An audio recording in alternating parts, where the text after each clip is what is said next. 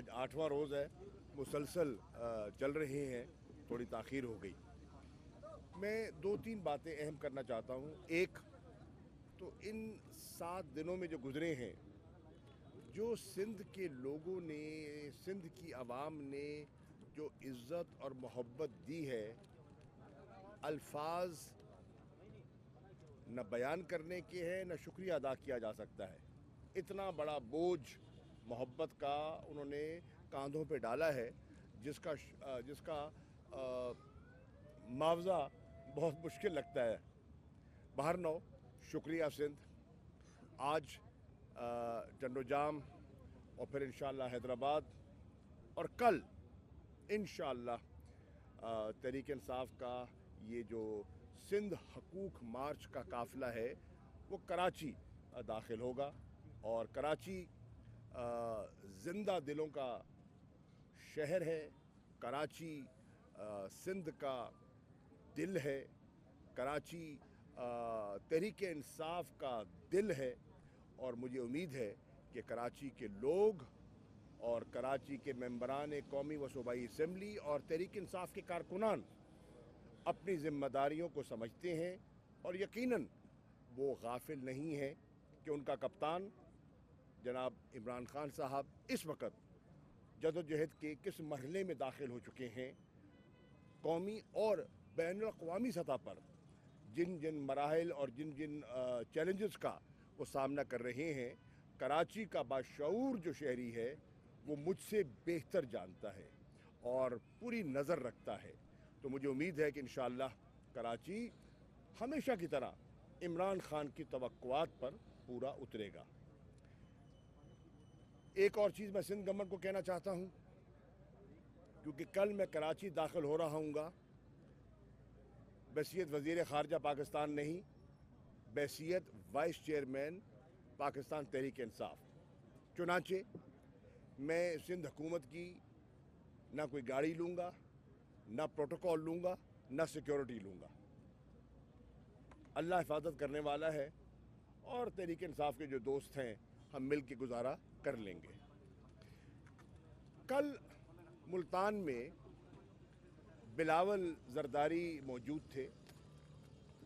पहले तो बिलावल को बगौर देखना चाहिए कि मुल्तान में हुआ क्या। वो खाली पिंडाल, जिस पिंडाल से वो खिताब कर रहे थे, वो मायूस कुन इज्तिमा, एक तरफ बदीन था और दूसरी तरफ मुल्तान था और ज़मीन आसमान का फ़र्क था। ज़मीन आसमान का फ़र्क था। उन्हें टटोलना चाहिए कि मुल्तान के लोगों ने उनकी कॉल को मुस्तरद क्यों किया। ये काबिल गौर बात है और काबिल फ़िक्र बात है। पंजाब तो उनको 2018 में मुस्तरद कर चुका और मुल्तान ने 18 में भी और 13 में भी मुस्तरद किया। 2 कौमी असम्बली की सीटें मुल्तान की 2013 में, एक से मैं जीता पीपल्स पार्टी के ख़िलाफ़ और दूसरे से जावेद हाशमी साहब जीते पीपल्स पार्टी के ख़िलाफ़। 2018 में 2 ही सीटें कौमी असम्बली की, एक से मैं जीता पीपल्स पार्टी के ख़िलाफ़ और दूसरी से आमिर डोगर साहब जो हमारे चीफ विप हैं वो जीते पीपल्स पार्टी के ख़िलाफ़। और MPs भी जो हैं वहाँ एक भी पीपल्स पार्टी का मुंतखब नहीं हुआ।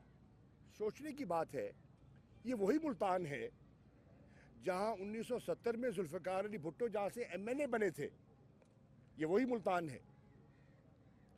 ये वही मुल्तान है जब वो आया करते थे तो हमारे घर पर जनाब नवाब सादिक हुसैन कुरैशी के घर पे वो रहा करते थे। आज क्या बात है कि मुल्तान ने मुंह फेर लिया है। मेरी नज़र ने मुल्तान ने मुंह इसलिए फेरा है कि मुल्तान का जी शऊर मुल्तानी समझता है कि ये पीपल्स पार्टी भुट्टो की पार्टी नहीं है। ये पीपल्स पार्टी अब जरदारी लीग बन चुकी है और जरदारियों की सोच, जरदारियों की गिरफ्त इस पर मुकम्मल हो चुकी है। और जरदारी सोच के साथ जो नज़रियाती कारकुन है वो मुत्तफिक न था, न है, न होगा। और वही अब असरात मुझे अंदरूने सिंध भी दिखाई दे रहे हैं। दूसरी चीज़ जो काबिल गौर है کہ بلاول نے اپنی تقریر میں وہاں ذکر کیا کہ ہم جنوبی پنجاب کو صوبہ بنائیں گے. اچھی بات کی، میں اس بات کی تائید کرتا ہوں، کیونکہ بلاول نے عمران خان کے منشور کی تائید کی. جنوبی پنجاب کا صوبہ کا اعلان صرف ایک جماعت نے کیا ہے اپنے منشور میں، اور وہ جماعت ہے پاکستان تحریک انصاف. میں تحریک انصاف کا منشور رکھ دیتا ہوں آپ کے سامنے، پیپلز پارٹی اپنا منشور رکھ دے اور موازنہ کر لے کہ کس نے کلیئرٹی کے ساتھ. پیپلز پارٹی نے دعوے بڑے کیے، پیپلز پارٹی نے لقمے بڑے دیے، لیکن پیپلز پارٹی نے عملی جامہ نہیں پہنایا. صدر آپ رہے، وزیر اعظم آپ رہے، پنجاب میں حکومت آپ کی رہی، نون کی اور پیپلز پارٹی کی مخلوط حکومت بھی رہی پنجاب میں، لیکن جنوبی پنجاب کا آپ نے عملی قدم نہیں اٹھایا. جنوبی پنجاب کو صوبہ بنانے کی حقیقتاً اگر عملی قدم کسی نے اٹھایا ہے تو وہ عمران خان ہیں. انہوں نے اپنے منشور میں اس کو شامل کیا. مجھے یاد ہے میریٹ ہوٹل اسلام آباد، جس میں انہوں نے مجھے یہ عزت بخشی کہ مجھ سے اعلان کروایا، اور میں نے تحریک انصاف کے بحیثیت وائس چیئرمین اس کا اعلان کیا. اس پر عمران خان جنوبی پنجاب کے مختلف اضلاع میں گئے اور انہوں نے کیمپین کی، اور کیمپین کا نتیجہ یہ نکلا کہ جنوبی پنجاب میں تحریک انصاف نے سویپ کیا. صرف 4 سیٹیں ملی پیپلز پارٹی کو، باقی تقریباً تمام سیٹیں تحریک انصاف جیت گئی. اور پھر تحریک انصاف نے اپنے اس وعدے کو عملی جامہ پہنانے کے لیے اقدامات اٹھائے. کیا؟ ایڈمنسٹریٹو ایکشن لیے، سیکریٹریٹ قائم کیا ملتان میں جس کی تعمیر شروع ہو چکی ہے، سیکریٹریٹ قائم کیا بہاولپور میں، رولز آف بزنس کو امینڈ کیا پنجاب کی کابینہ نے، جنوبی پنجاب کے لیے additional I G additional chief secretary تعینات کیے، اور جنوبی پنجاب کے 16 محکمے جن کے عوامی نوعیت کے کام ہوتے ہیں، تعلیم ہے، صحت ہے، ایسے محکمے جو ہیں ان کے سیکرٹریز کو ملتان بہاولپور منتقل کر دیا. اب وہ وہاں بیٹھتے ہیں تاکہ وہاں کے لوگوں کو طویل سفر نہ کرنا پڑے لاہور کا. ہم نے اور اقدامات اٹھائے. انشاءاللہ عمران خان وہاں کے لائق بچوں کو ان کی آبادی کے مطابق ملازمتوں میں کوٹا دینے کا بھی ارادہ رکھتے ہیں.